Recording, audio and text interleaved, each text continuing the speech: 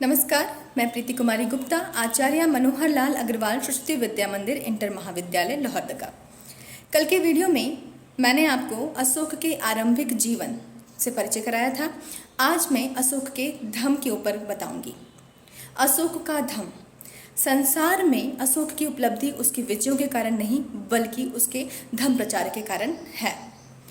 तो चलिए आइए जानते हैं अशोक का धर्म कैसा था। सबसे पहले बात करते हैं अशोक के धर्म परिवर्तन की।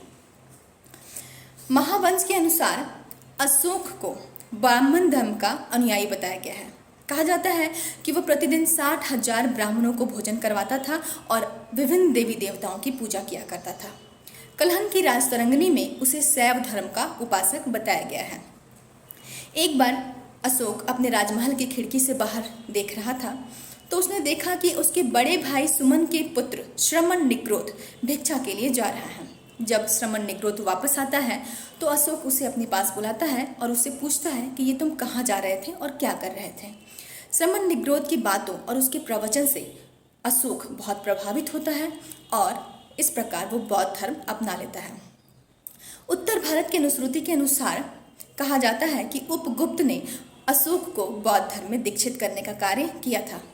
एक साधारण बौद्ध होने के बावजूद अशोक ने कलिंग पर आक्रमण किया, लेकिन कलिंग के भीषण नरसंहार ने उसके हृदय को परिवर्तित कर दिया और उसने पश्चाताप में विधिवत तरीके से बौद्ध धर्म अपनाया।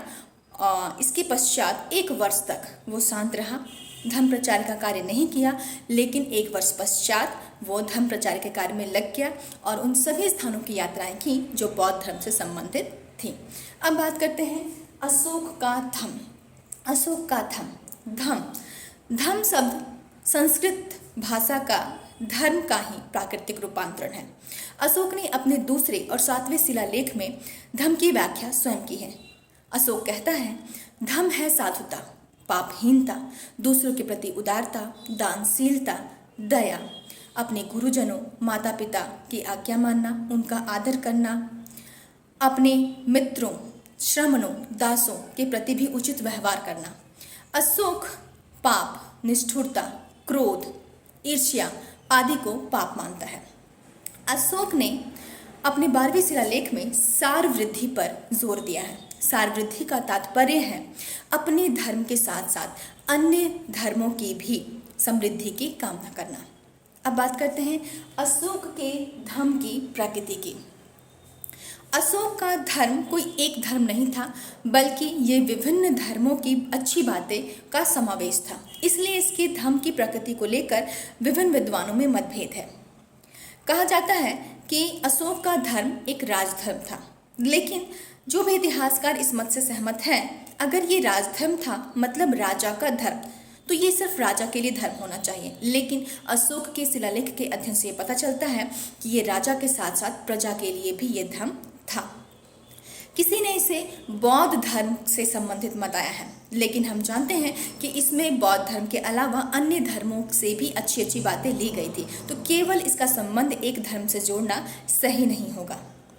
इसके अलावा रोमिला थापर का कहना है कि अशोक का धर्म उसकी निजी कल्पना की उत्पत्ति थी जो उसके प्रशासनिक उद्देश्यों की पूर्ति के लिए की गई थी। D.R. भंडारकर इन सबसे अलग खुद ही धर्म की व्याख्या करते हैं। उनका कहना है कि तत्कालीन समाज में 2 बौद्ध धर्म के 2 स्वरूप प्रचलित थे, एक भिक्षुओं के लिए और दूसरा गृहस्थों के लिए। चूंकि अशोक स्वयं गृहस्थ था इसलिए उसने जो बौद्ध धर्म अपनाया वो उपासक बौद्ध धर्म था। अब बात करते हैं बौद्ध धर्म के प्रचार की। अशोक ने बौद्ध धर्म के प्रचार प्रसार का कार्य बड़े ही लगन और उत्साह के साथ किया। अहिंसा पर जोर देने के लिए उसने युद्ध बंद कर दिया। उसने अपने शिलालेख में जीव हत्या के निषेध के लिए विज्ञप्ति जारी की। साथ ही उसने ये भी घोषणा की कि साम्राज्य में ऐसे उत्सव नहीं मनाए जाएंगे जिसमें सुरापान, मांस भक्षण, मल्ल युद्ध आदि किया जाता हो। अशोक ने अपने राज्याभिषेक के 14वें वर्ष धम्म महामात्रों की नियुक्ति की, जिसका काम ये देखना था कि धर्म प्रचार का कार्य सही ढंग से हो रहा है या नहीं। इसके साथ साथ प्रादेशिक युक्तक रज्जुक की भी नियुक्ति की गई।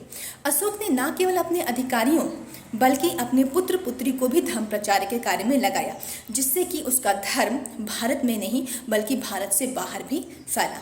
इस तरह हम देखते हैं कि अशोक का धर्म कोई एक धर्म नहीं बल्कि विभिन्न धर्मों की साझी संपत्ति थी और इसने अपने धर्म प्रचार के लिए बहुत सारे कार्य किए। धन्यवाद।